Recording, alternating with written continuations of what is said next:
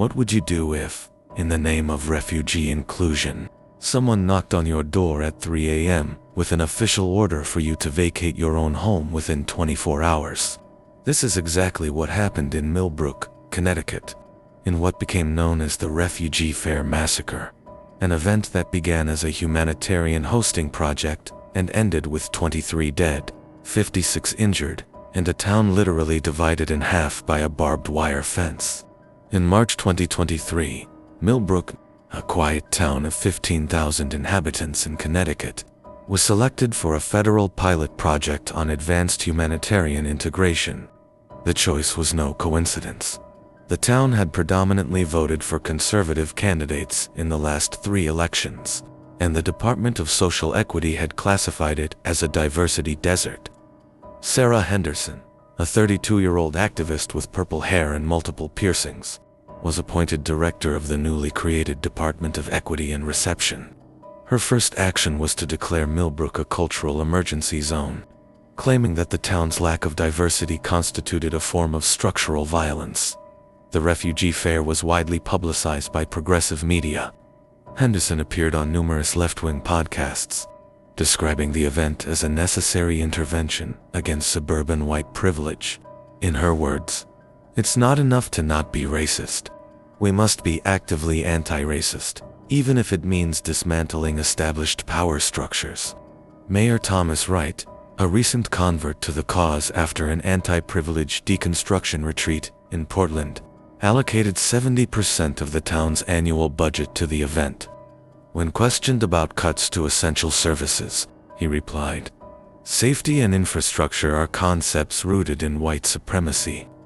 The first signs of trouble appeared in the event's decor. American flags were banned for being symbols of colonial oppression. Instead, flags bearing slogans like "Borders are racism" and "Your comfort is violence" were raised. The first 48 hours seemed superficially normal. Colorful stalls filled the town square. Multicultural music played continuously through loudspeakers, even at night, since quiet hours are an oppressive Western construct. And approximately 200 refugees participated in collective healing sessions and privileged deconstruction workshops with the community. The organizing committee, led by Henderson, enforced strict rules. Locals were required to begin every interaction with refugees by apologizing for their historical privilege. Local businesses were forced to put up signs admitting they occupied stolen land. Even the event's menu was controversial. Hamburgers and hot dogs were banned for being symbols of American food imperialism. Tensions simmered quietly. Residents who expressed concern were immediately labeled as supremacists and had their photos displayed on a wall of shame in the center of the fair. The police department was ordered to prioritize calls from refugees, classifying complaints from locals as expressions of privilege. On the third day, when Henderson took the stage for her announcement, no one expected that moment to mark the beginning of one of the darkest episodes in recent history. On the third day, Henderson called for an emergency meeting at the town hall auditorium. With a forced smile and wearing a pin with she/her pronouns, she announced the compulsory residential sharing program. According to her, it was time for historical privilege holders to pay their social debt. Every square meter of Millbrook was built on systemic oppression, she declared at the microphone, while slides displayed charts on housing inequality. Private property is a construct of colonialist white patriarchy. The audience watched in shock as Henderson revealed that all homes over 100 square meters would be immediately divided. Homeowners would have 24 hours to vacate half of their properties. "Refusing to share is literal violence," she stated. As agents from the new Department of Housing Equity handed out official notices, the next day, Mayor Wright went even further. In an Instagram Live, where he referred to himself as an ally in perpetual deconstruction, he decreed that 30% of all job openings must be immediately reserved for refugees. Businesses would have 48 hours to comply or face closure for exclusionary practices.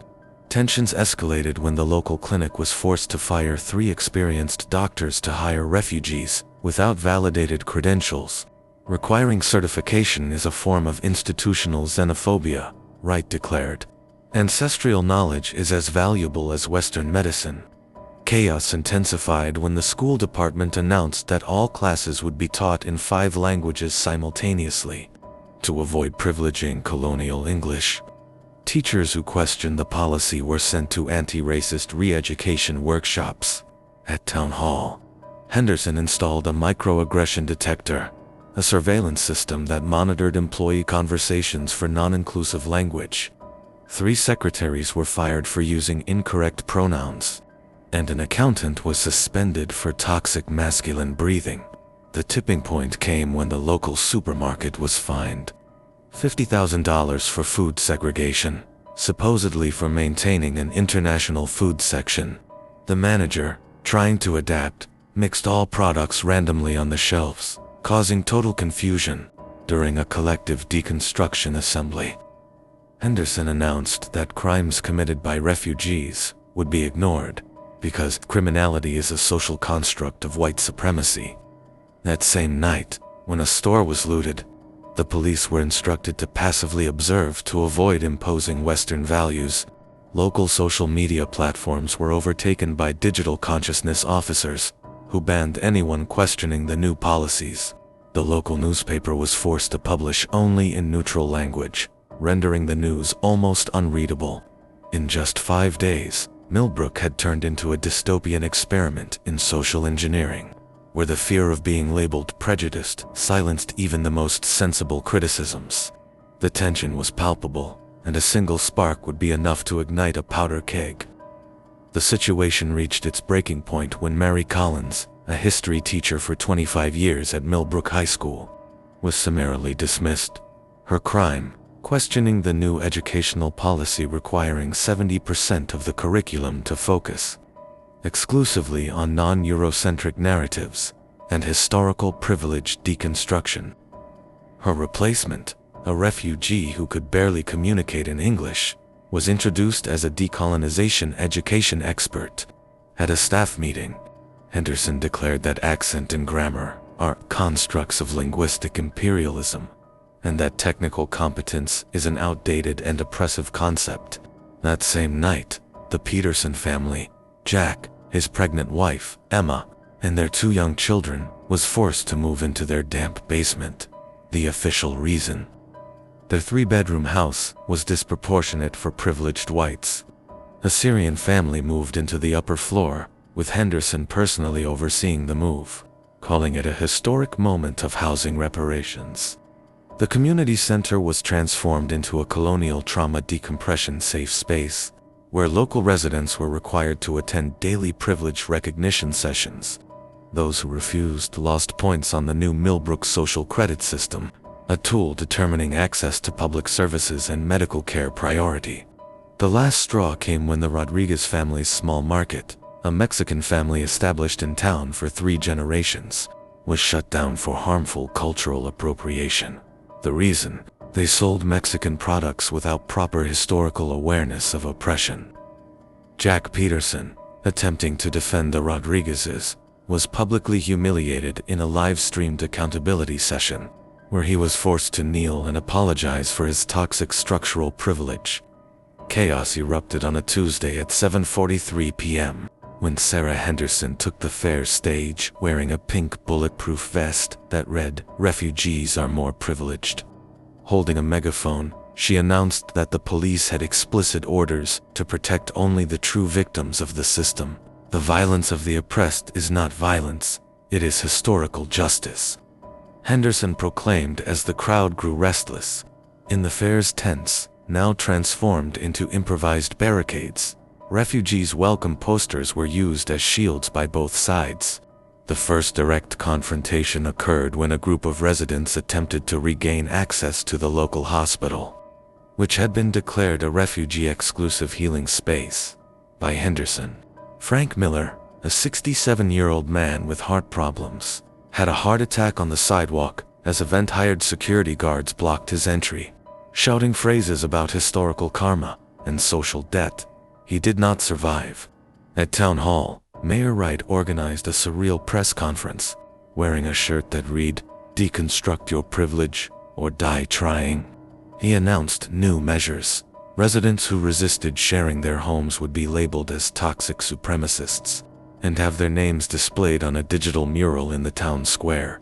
The police, following the vulnerability prioritization protocol, ignored calls from local residents while forming a protective cordon around the fair.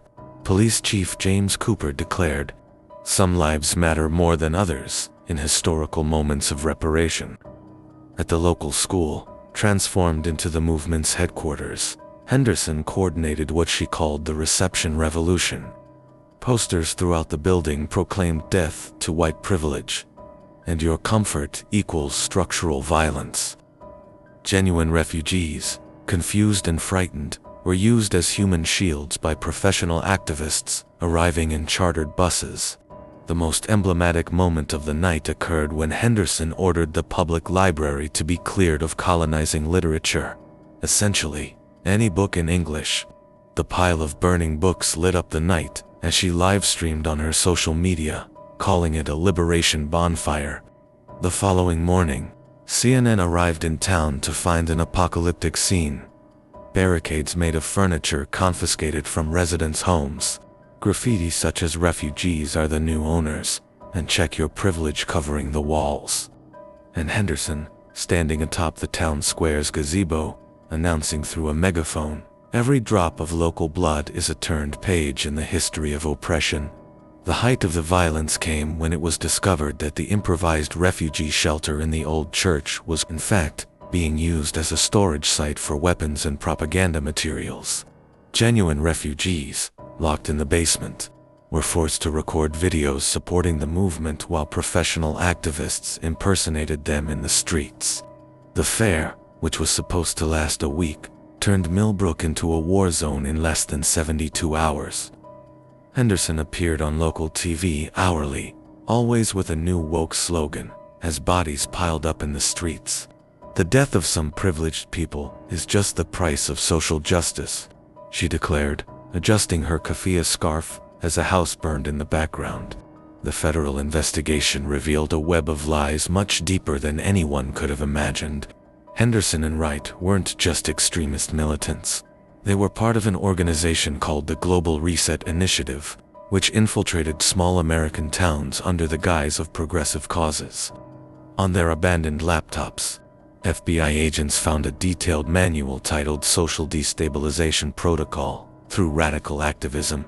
The document meticulously described how to use legitimate causes, such as refugee rights, racial justice, and social equity, to create controlled chaos and profit from the destruction of traditional communities.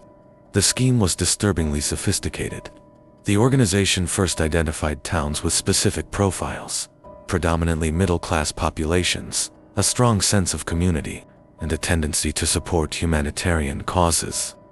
Then, it infiltrated key positions in municipal administration, always using impeccable credentials in social activism and degrees from elite universities in gender studies, critical race theory, and social justice. The most disturbing part, of the 200 supposed refugees in Millbrook, only 40 were genuine. The other 160 were professional actors, recruited from experimental theater groups and performance art collectives in major cities. They had detailed scripts on how to act and how far to escalate conflicts.